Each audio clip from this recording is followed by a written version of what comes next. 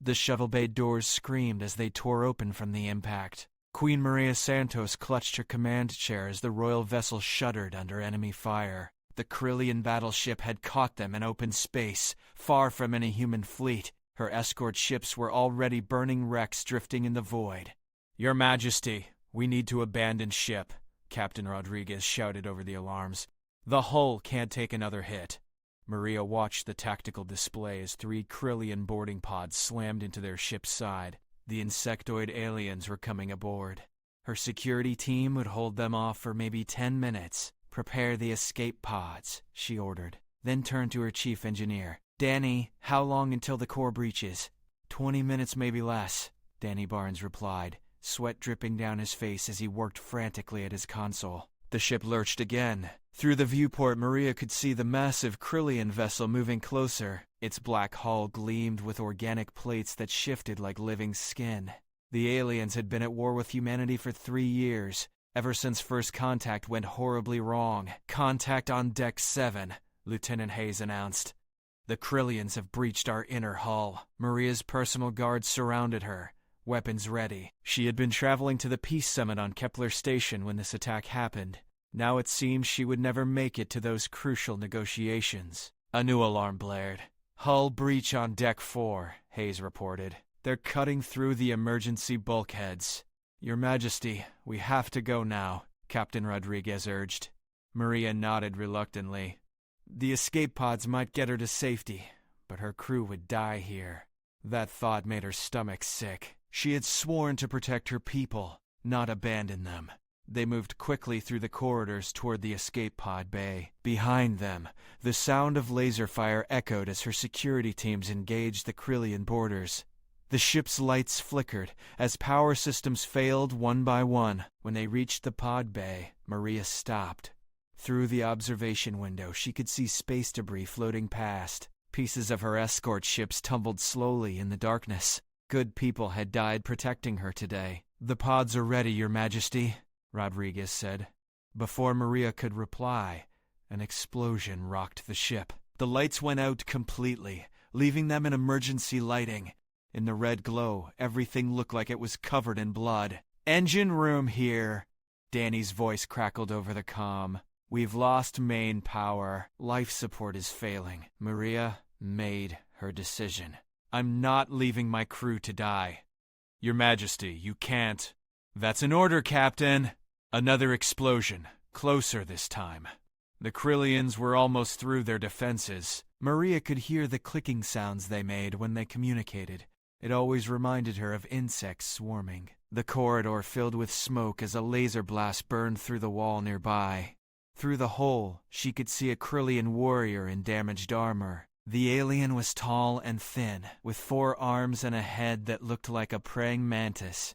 Its compound eyes glowed red in the darkness. The creature seemed injured. Dark blue fluid leaked from cracks in its chitinous armor. It moved slowly, favoring one leg. When it saw the humans, it raised its weapon but didn't fire immediately. Maria stepped forward, ignoring her guard's protests. "You're hurt," she said in broken Kryllian. She had been studying their language for the peace talks. The alien tilted its head, mandibles clicking softly. It seemed surprised that she could speak its language, even poorly. "Your armor," Maria continued, pointing to the damaged plates. "It's broken." The Kryllian looked down at its wounds, then back at her. Its weapon remained raised but not aimed directly at them. Behind it, more clicking sounds indicated other aliens were coming. Maria made a choice that would change everything. She reached slowly into her jacket and pulled out a small repair kit. Every spacer carried one. The tools were simple but might help seal the cracks in the alien's armor. "Let me help you," she said. Her guards stared at her in shock. Captain Rodriguez grabbed her arm. "Your Majesty, what are you doing?" "Building trust," Maria replied softly. The Kryllian warrior studied her face for a long moment. Its red eyes seemed to look deep into her soul. Then, very slowly, it lowered its weapon and extended one damaged arm toward her. Maria approached carefully, her repair kit in hand. The alien's armor was unlike anything human technology produced. The plates were alive, growing from the creature's body like a second skin.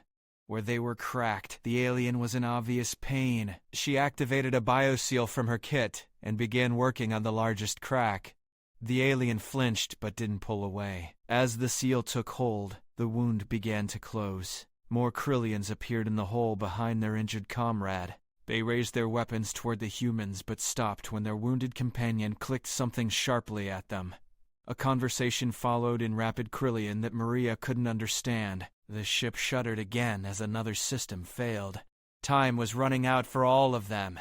The alien Maria was helping looked into her eyes and clicked softly. Then it reached for her with one of its other hands. Human Queen watches as a simple armor repair builds trust between enemies.txt. The damaged Kryllian warrior touched Maria's shoulder gently with one clawed hand. She continued working on its armor, using small fusion patches to seal the cracks. Each repair seemed to bring relief to the creature, its breathing becoming less labored. "Your Majesty," Captain Rodriguez whispered urgently, "the core will breach in 15 minutes. We need to evacuate now." Maria didn't stop her work. The bioseal was taking hold, and she could see the alien's natural healing process beginning to activate. "Danny, can you reroute power to the escape pods remotely?" "Already done," came the engineer's voice over the comm. "But, Your Majesty, if you don't leave soon..." The group of Kryllian warriors behind their injured comrade continued their clicking conversation. Maria caught a few words she recognized. They were debating what to do with the humans. Some wanted to take them prisoner. Others suggested leaving them to die with their ship. The wounded alien suddenly stood and clicked sharply at its companions. The tone was authoritative, commanding. The other Kryllians lowered their weapons slightly, though they still watched the humans with suspicious compound eyes. "What's it saying?" Rodriguez asked quietly. "I think it's telling them to stand down," Maria replied, applying the last repair patch to the alien's leg armor. "There, that should hold." The Kryllian warrior looked down at its repaired armor, then at Maria. It clicked something that sounded almost like gratitude. Then it turned to its companions and began what appeared to be an intense discussion. Lieutenant Hayes spoke through the comm system. "Your Majesty, we're detecting movement in the Kryllian ship. It looks like they're preparing to disengage." Maria frowned. That didn't make sense. Why would they leave now when they had her trapped? She tried to listen to the alien conversation but could only make out fragments. The wounded warrior suddenly gestured to her, clicking in simple phrases she could understand. "Come with us," it was saying. "Ship dying. You help. We help." Maria's guards immediately raised their weapons. "Absolutely not," Rodriguez said firmly. "Your Majesty cannot board an enemy vessel." But Maria was thinking hard. The peace summit was still 5 days away. If she could reach it aboard a Kryllian ship, if she could prove that cooperation was possible, it might change everything. The war had cost millions of lives on both sides. "How many crew do we have left?" she asked. 43, Your Majesty," Hayes replied over the comm, "including engine room personnel." The alien warrior was watching her face intently. Its red eyes showed what might have been hope. It clicked again, more urgently this time. "Ship broken. All die. Come now." Another explosion rocked their vessel. The corridor lights failed completely, leaving them in the dim glow of emergency strips. Dark smoke filled the air as life support systems struggled to function. 10 minutes to core breach, Danny announced. "Your Majesty, please, you have to leave now." The wounded Kryllian stepped closer to Maria. Very carefully, it reached out with one hand and touched the repair patches she had applied. The armor was healing properly, the cracks sealing as the creature's biology responded to her work. It clicked softly, then said something in broken English. "Thank you, Queen Mother." Maria's heart jumped. The alien knew who she was. More importantly, it had called her by the respectful title Kryllians used for their own leaders. She had studied their culture enough to know that was significant.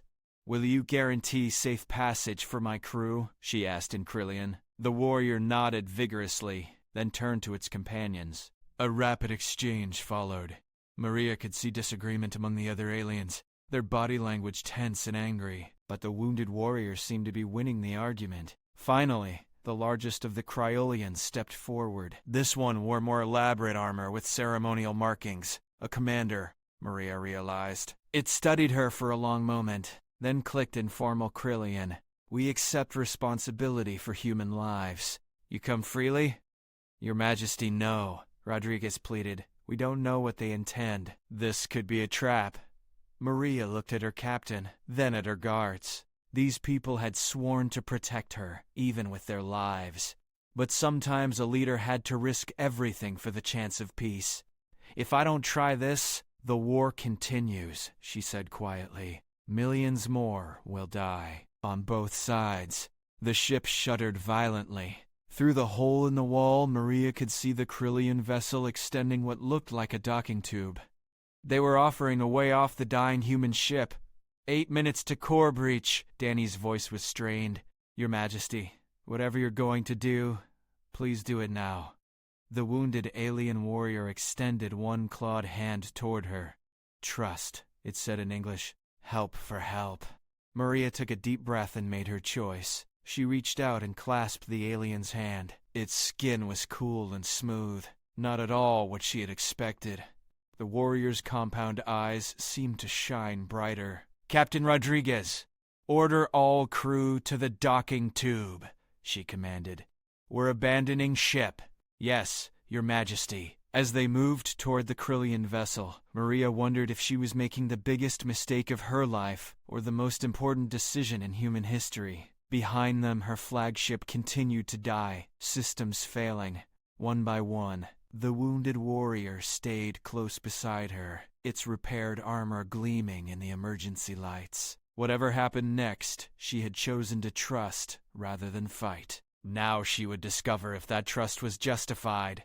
The docking tube sealed behind them as they entered the alien ship. There was no going back now. The interior of the Kryllian vessel was unlike anything Maria had ever seen. The walls curved organically, covered in what looked like living tissue that pulsed with a soft green light. The air smelled strange, like flowers mixed with ozone. Her boots made no sound on the spongy floor. "Your Majesty, this is incredible," whispered Lieutenant Hayes as they moved through the corridor. "The entire ship appears to be grown rather than built." The wounded warrior led them deeper into the vessel, clicking occasionally to other Kryllians they passed. Maria noticed that the crew members watched them with curiosity rather than hostility. Some even dipped their heads slightly, which she recognized as a respectful gesture. Behind them, through transparent sections of the hull, they watched Maria's flagship finally succumb to its damage. The core breach lit up space like a small star, then faded to nothing. 40 years of human engineering and craftsmanship reduced to scattered debris. "My apologies for your vessel," the wounded warrior said in careful English. "War makes necessary things that dishonor us." Maria looked at the alien with surprise. Its grammar was improving rapidly, and the sentiment was unexpectedly thoughtful. "You speak English well. We study your communications. Languages bridge between minds." They entered what appeared to be a medical bay. The walls glowed brighter here, and strange instruments hung from organic stalks that moved with purpose. Several injured Kryllians lay on growing platforms that seemed to meld with their bodies. "You're wounded," Maria observed. "Yes, your escort ships fought well. Too well." The warrior gestured to its companions. "Many hurt. Some will not survive." Maria felt a pang of guilt. Her defenders had done their job, but seeing the results up close made the cost of war personal. These weren't monsters, but individuals who felt pain and loss just as humans did. A larger Kryllian approached them. This one wore the elaborate armor of a commander, with wing-like protrusions that marked high rank. It clicked formally at the wounded warrior, who responded with what sounded like a report. "I am Fleet Singer XXXXE," the commander said in accented but clear English. "Your presence creates difficulty." "I understand," Maria replied. "But perhaps difficulty can become opportunity." The Fleet Singer tilted its head, compound eyes studying her. "Explain this meaning." "In 5 days, there is a peace summit on Kepler Station. Representatives from both our peoples will meet to discuss ending this war. If I arrive on a Kryllian ship, if we can show that cooperation is possible, High Command will not approve such action." XXX interrupted. "You are enemy leader. Taking you creates complications." The wounded warrior stepped forward and began clicking rapidly at its commander. Maria caught fragments of the conversation. Words about honor, about debt, about unexpected possibilities. The discussion grew heated, with other crew members joining in. Captain Rodriguez moved closer to Maria. "Your Majesty, I don't like how this is developing. We're completely at their mercy here." "Sometimes mercy is exactly what we need," Maria replied quietly. Finally, Fleet Singer ZXXTXTXT raised one arm for silence. The debate stopped immediately. It looked directly at Maria, its red eyes unreadable. "The warrior you aided is my clutch brother. His life debt extends to our entire family line. This creates obligation." The commander paused, mandibles clicking thoughtfully. "But taking Human Queen to peace gathering could be seen as active aggression by your people." "Not if I go willingly," Maria said. "Not if we arrive together as proof that our peoples can work together instead of just fighting." A new alarm began sounding throughout the ship. The organic walls pulsed faster, their green light shifting to yellow. Several crew members hurried past them toward what looked like command stations. "What's happening?" Lieutenant Hayes asked. Zixix clicked an order to a subordinate, who responded with rapid information. The Fleet Singer's posture changed, becoming more alert and tense. "Your battle fleet approaches. 3 ships, heavy class. They detected core breach and investigate." Maria's heart sank. Admiral Parker would assume she was dead and would try to avenge her by destroying the Kryllian vessel. The cycle of violence would continue, and any chance for peace would die with everyone aboard this ship. "Can you communicate with them?" she asked urgently. "Possible. But why would they believe Kryllian words? Because they'll hear my voice giving the orders." The wounded warrior looked at her with what might have been admiration. "You risk much for peace, Queen Mother." "Peace is worth any risk," Maria replied. Fleet Singer XX tied at her for a long moment, then clicked a command. The ship's course began to change, moving to intercept the approaching human fleet, rather than retreating as would be normal.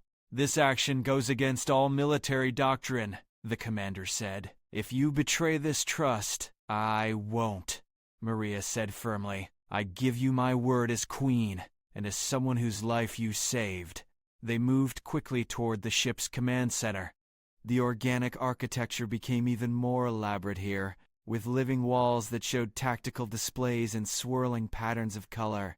Kryllian crew members worked at stations that seemed to grow from the floor itself. "Human ships within communication range," reported a crew member. "Open a channel, ZXXXETH." A section of wall became transparent, showing the approaching human vessels. Maria recognized the heavy cruiser Valiant in the lead, Admiral Parker's flagship. They would be ready for battle, expecting to find her ship destroyed and the aliens responsible.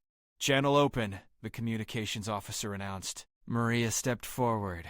"Admiral Parker, this is Queen Maria. Do not engage. I repeat, do not engage the Kryllian vessel." The response came immediately. "Your Majesty." "But how? We detected your ship's destruction." "I'm safe aboard the Kryllian vessel by my own choice. These beings rescued my crew when our ship was failing. Stand down your weapons and prepare for something unprecedented."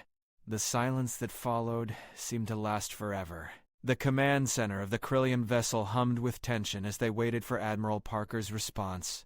Maria could see her battle group through the organic viewing wall. 3 powerful warships holding position just outside weapons range. Their gun ports were open, ready for combat. Fleet Singer ZXZXTX stood beside her, its 4 arms held in a formal posture that she recognized as showing peaceful intent. The other Kryllian crew members worked quietly at their stations, but Maria could sense their nervousness.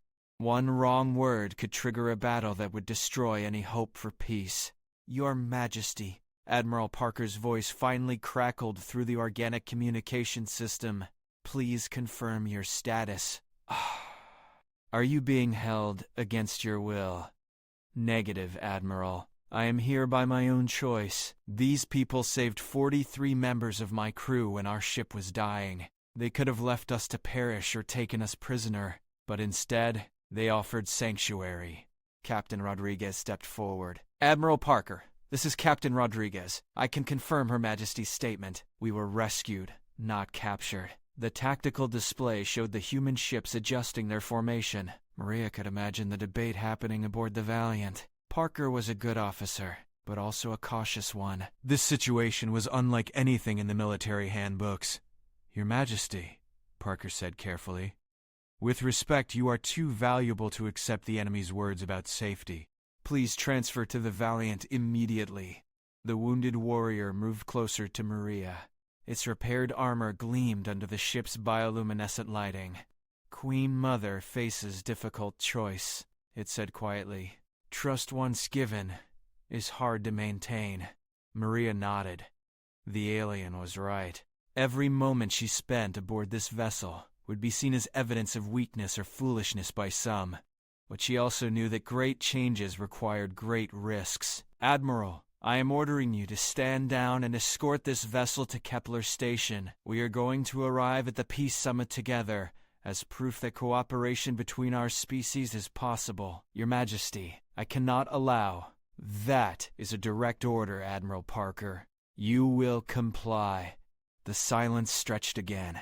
Through the viewing wall, Maria could see activity aboard the human ships as they struggled to process this unprecedented situation. Gun ports remained open, but the vessels weren't advancing. Fleet Singer ZXX clicked softly to its communications officer, who responded with a brief report. Your Admiral requests private communication with you, the Fleet Singer said. Voice only, no image. Granted, Maria replied. The channel shifted. When Parker's voice came again, it was tight with concern. Maria, what the hell are you doing? The entire War Council thinks you're dead. If word gets out that you're aboard an enemy vessel voluntarily, it could be seen as collaboration. Then make sure word doesn't get out until we reach Kepler Station, Maria replied. John, listen to me. I just watched a wounded enemy soldier trust me enough to let me repair its armor. In return, their commander is risking everything to help us reach the peace talks. If we can't show good faith now, when will we ever be able to? The political ramifications alone will be my responsibility. You have your orders, Admiral. Another long pause. Finally, Parker's voice came back, resigned but professional. Acknowledged, Your Majesty. We will escort the alien vessel to Kepler Station, but I'm filing a formal protest with the War Council. Noted and accepted. The channel closed. Through the viewing wall, Maria watched the human battle group repositioning itself into an escort formation. It was an extraordinary sight. Sworn enemies flying together toward a destination that might end years of bloodshed. Your Admiral shows wisdom, Fleet Singer ZX6XX. Though he disagrees with your actions, he obeys. This speaks well of human discipline. Admiral Parker is a good officer and a better friend, Maria replied. He'll protect us both, even from his own doubts. The wounded warrior approached with what looked like a data tablet grown from the ship's organic systems. Queen Mother, we have prepared information about Kryllian culture for peace gathering. Perhaps understanding will aid negotiation. Maria took the device, surprised by its warmth. The surface felt alive under her fingers, and symbols began appearing that shifted into English text as she watched. This is remarkable technology. All Kryllian ships are living beings, the warrior explained. They grow, learn, adapt, like trust between peoples. As they traveled toward Kepler Station, Maria spent time learning about her hosts. She discovered that the Kryllians were not the aggressive invaders human propaganda portrayed them as. Their first encounter with humanity had been a tragic misunderstanding, escalated by fear and miscommunication on both sides. The wounded warrior, whose name was approximately Kelktar in human phonetics, had been among the first Kryllian explorers to encounter human ships. He remembered the initial contact as promising, until weapons started firing. Neither side had meant to start a war, but once it began, momentum carried them all toward greater violence. We thought humans were territorial predators, Kelkatar explained as they shared a meal in the ship's organic dining area. The Kryllian food was surprisingly palatable, tasting like spiced vegetables with a floral aftertext. Your ships moved in attack formations, weapons powered. We responded as our survival training demanded. Bad. And we thought you were raiders, Maria replied. Your ships look so different from anything we had ever seen. When you didn't respond to our communication attempts, we tried to communicate, but our languages had no common reference. Fear makes understanding impossible." Lieutenant Hayes, who had been listening carefully, leaned forward. If both sides were attempting peaceful contact, how did it go so wrong so quickly? Fleet Singer ZX6 answered from across the curved table. "Mining dispute on asteroid field. Human claim conflicted with Kryllian need for rare elements. Neither understood other's desperation. Competition became. Conflict became war." They were now 2 days out from Kepler Station. The human escort ships maintained their protective formation while the organic Kryllian vessel grew stronger as it traveled through space, feeding on solar radiation and cosmic particles. Maria had never imagined that spaceships could be alive. "Your Majesty," Captain Rodriguez said during their daily briefing, "I've been monitoring communications between Admiral Parker's ships and Fleet Command. There's considerable debate about your actions. Some are calling it brilliant diplomacy.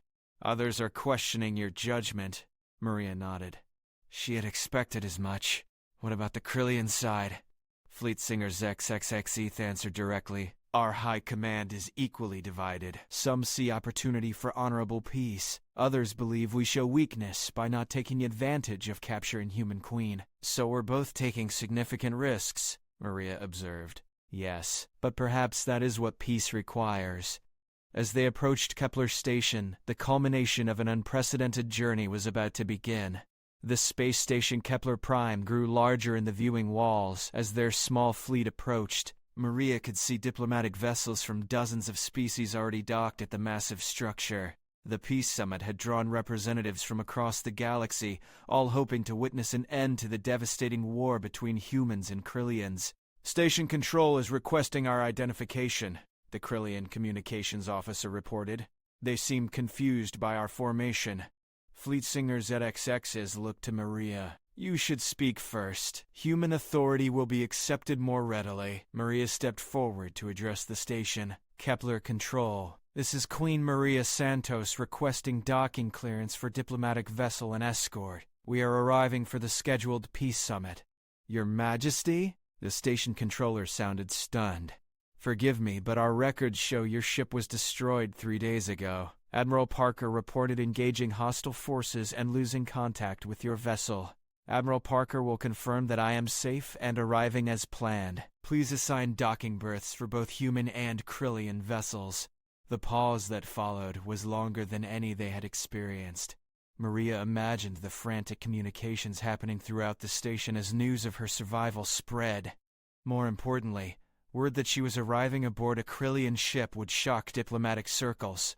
"Your Majesty," came a new voice, older and more formal. "This is Ambassador Collins. The Summit Council requests immediate confirmation of your well-being and explanation of current circumstances." Ambassador Collins had been Maria's chief diplomatic advisor for 5 years. He would understand the implications of what she was attempting better than anyone. "Ambassador, I am well, and arriving with unprecedented proof that peace between our species is possible. The Kryllian vessel carrying me rescued my crew from certain death. Their commander has risked everything to bring us safely to these negotiations. The political ramifications will be discussed in proper session. For now, please prepare for arrival ceremonies, appropriate to both human and Kryllian diplomatic protocols." Admiral Parker's voice cut into the channel. "Kepler Control. This is Admiral Parker aboard the Valiant. I can confirm Her Majesty's safety and the voluntary nature of her arrangement with the Kryllian vessel. Requesting immediate escort guidance for final approach." The organic ship shuddered slightly as it adjusted course toward the docking ring designated by Station Control. Through the transparent walls, Maria could see media ships positioning themselves for optimal recording angles. Whatever happened at the summit, the galaxy would witness it. Keltar approached with his characteristic careful movements. The wounded warrior had become her unofficial guide to Kryllian culture during their journey. "Queen Mother, our arrival will create much discussion among the Hive speakers." "Hive speakers?" "What you call our government leaders. They debate like your politicians, but with more clicking." Maria smiled despite her nervousness. Kelktar had developed an unexpectedly dry sense of humor as his English improved. Are they likely to support what we're trying to accomplish? Fleet Singer Zex XX answered from nearby. Unknown. Others will call it foolish display of weakness.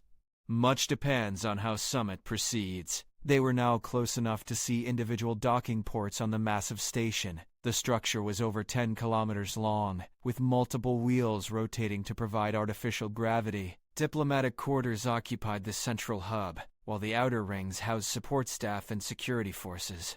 Your Majesty, Agent Hayes reported, I'm detecting significant communications traffic between the station and both human and Kryllian naval commands. This situation is causing considerable discussion. As it should, Maria replied. If it were easy, someone would have done it years ago. The docking process took nearly an hour as station control struggled to coordinate procedures for the organic Kryllian vessel. Normal docking clamps couldn't attach to the living ship's hull, requiring specially grown adapter surfaces. Maria watched, fascinated, as the ship literally regrew parts of its outer skin to accommodate human technology. Incredible, Captain Rodriguez murmured. Our best engineers working for years couldn't design something this adaptable. Kryllian ships are not designed, Kelkstar explained. They are raised from larvae, trained to serve, like partnership between rider and mount among your ancient peoples. When docking was finally complete, Maria faced the moment she had been preparing for, since deciding to trust the aliens who had saved her life.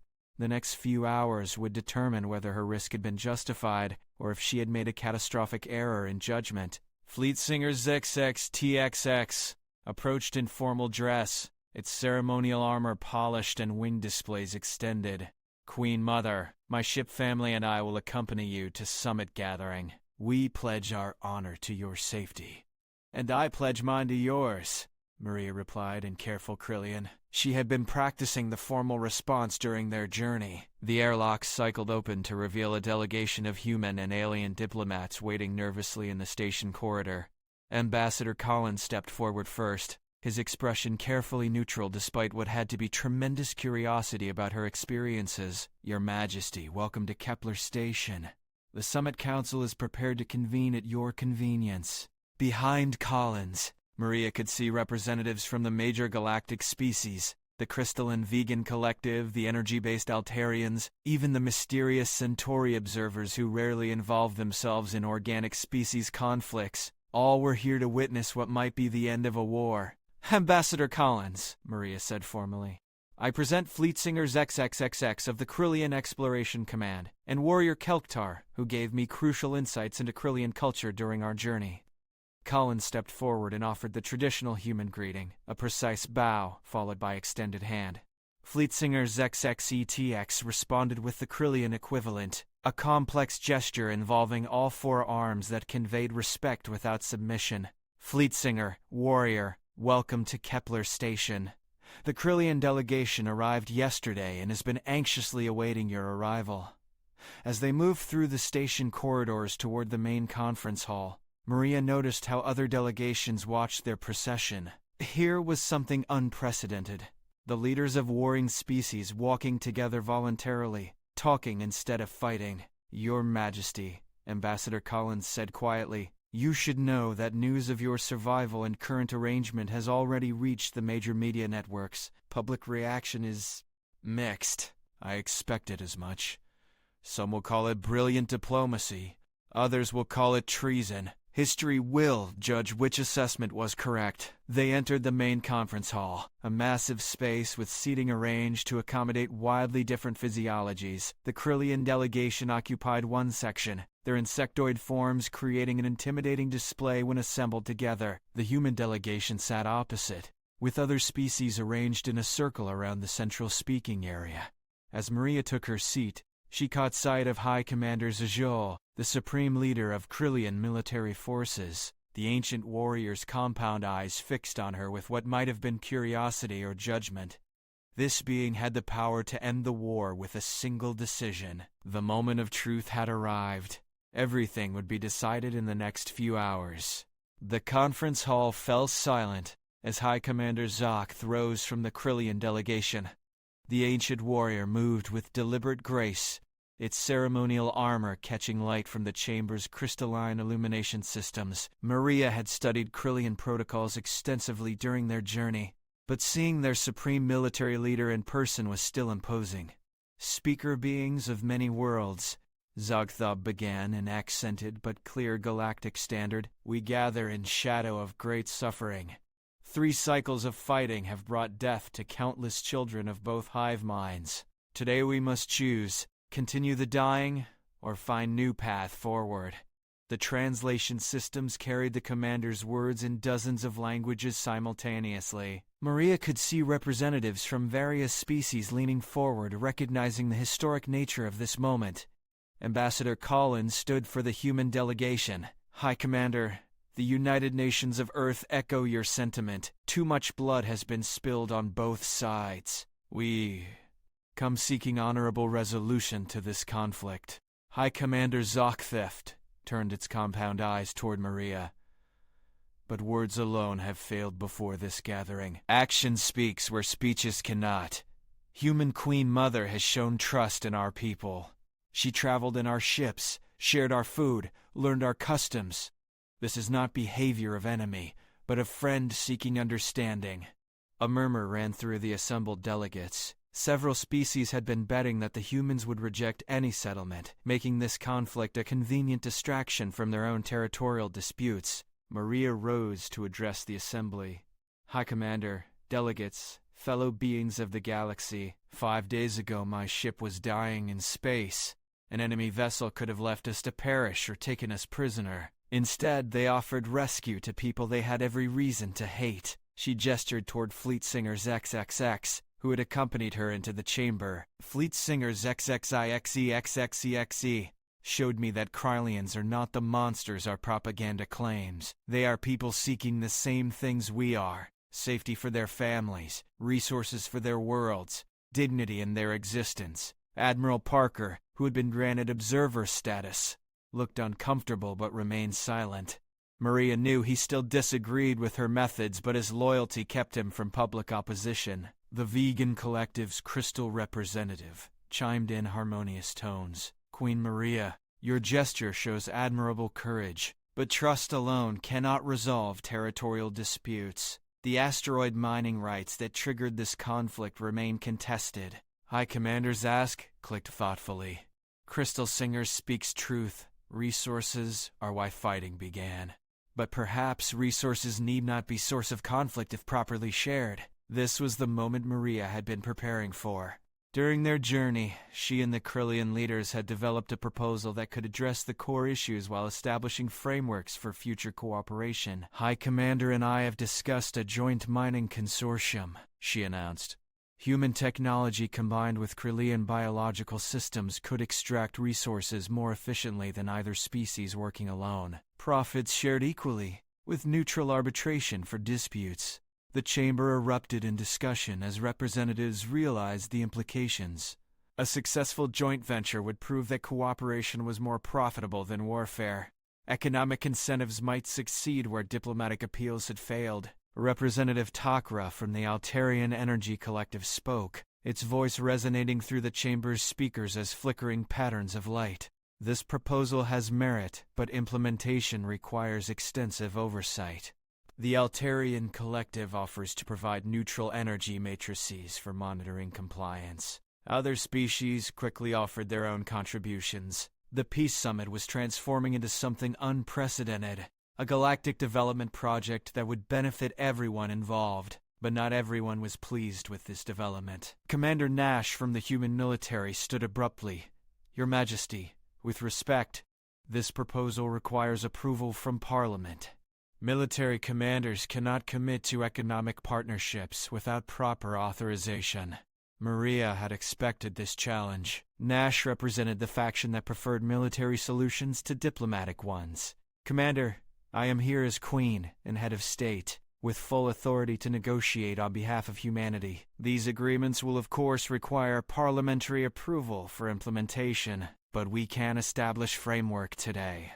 High Commander Zerkt raised one arm for attention. "Human Queen Mother speaks with wisdom, but Kryllian Hive Council must also approve such arrangements. We propose trial partnership. Small asteroid field, limited operations, both species working together under galactic observation. The proposal was brilliant in its simplicity. A small-scale test would prove whether cooperation could work without risking major resources on either side. If successful, it could be expanded. If it failed, the war could resume with minimal additional losses. Ambassador Collins conferred quickly with his staff, then addressed the chamber. The human delegation accepts the proposal for trial partnership, subject to detailed negotiations on operational parameters. Kryllian delegation also accepts, the High Commander confirmed. Representative Zara from the Centauri observers, who had remained silent throughout most proceedings, finally spoke in their characteristically enigmatic manner. The Centauri will monitor this experiment with great interest. Success here could establish precedents for resolving conflicts throughout the galaxy.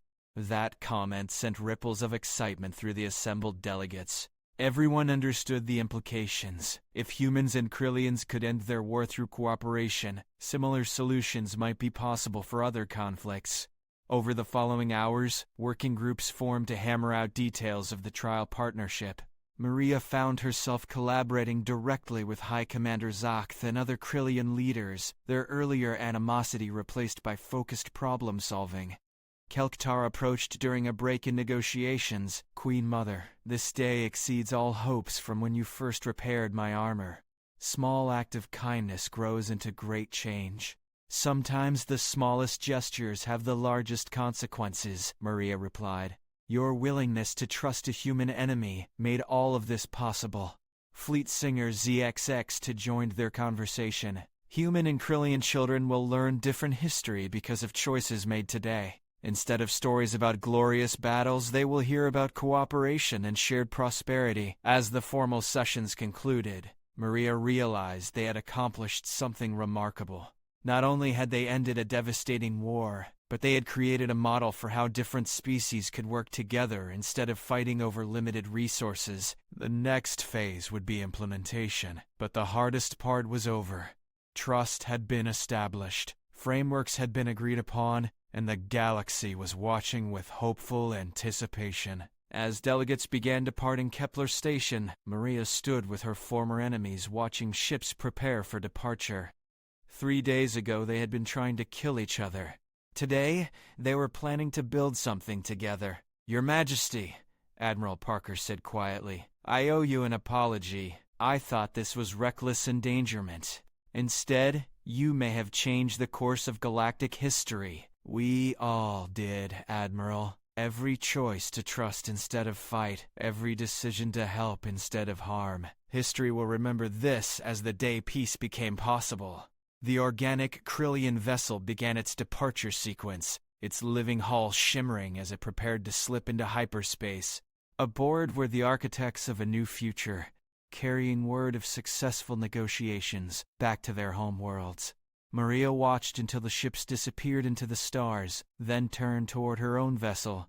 There was much work ahead to implement their agreements, but the foundation had been laid. From a simple act of repairing damaged armor had grown the framework for lasting peace. In years to come, when historians studied this period, they would debate whether it was brilliant strategy or lucky accident that ended the war. Maria knew the truth. It had been neither strategy nor luck, but simple human decency extended to someone in need. Sometimes that was enough to change the galaxy.